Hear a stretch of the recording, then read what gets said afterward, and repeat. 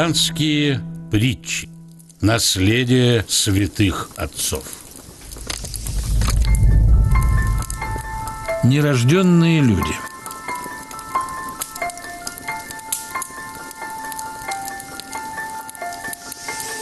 Один человек с возмущением в душе молился Господу так: «Господи, да почему же вокруг так много преступников, воров, пьяниц? Где добрые, порядочные люди?»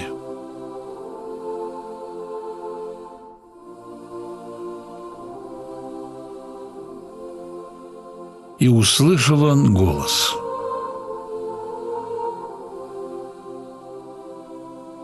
«Вы их убили в абортах».